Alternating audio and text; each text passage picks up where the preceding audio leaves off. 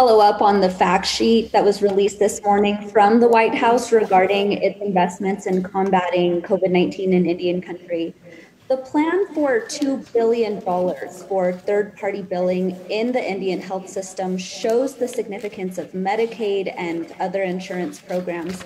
We know that some states are stingy with Medicaid regulations.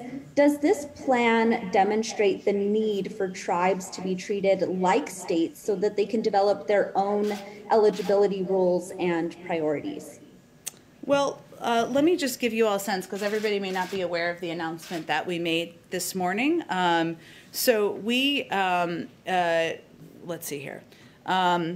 Through recently passed legislation from Congress, we announced additional funding, additional resources that will be made available. And so today we announced $4 billion from the American Rescue Plan to support COVID-19 response and healthcare in Indian country. And we will continue to partner, and we will work directly with tribal nations in distributing critical resources and ensuring that funds meet the needs of Indian country. So I would say that just as we are working with states directly, we are working with local communities, we have our own federal programs, pharmacy programs, and other programs. We will work directly with Indian country to ensure that they have the resources, the funding, the vaccine supply needed in order to get the pandemic under control.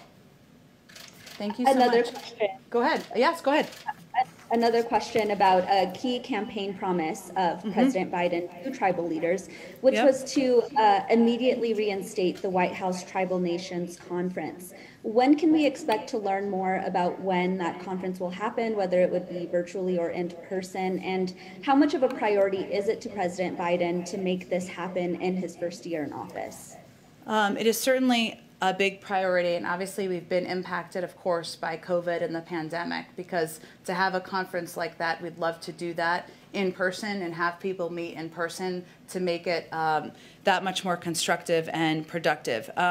It is so we hope to aim for late 2021, and we will keep working toward that. I will say that, as you know, Secretary Haaland traveled last week to Utah, and our second gentleman has also traveled twice to Indian country, and we just announced that Secretary Haaland and Domestic Policy Advisor Susan Rice will convene the first White House Council on Native American Affairs meeting at the White House as well. And this is an interagency principals level committee, so that shows you how important this issue is. But we look forward to having that conference, that meeting, hopefully soon.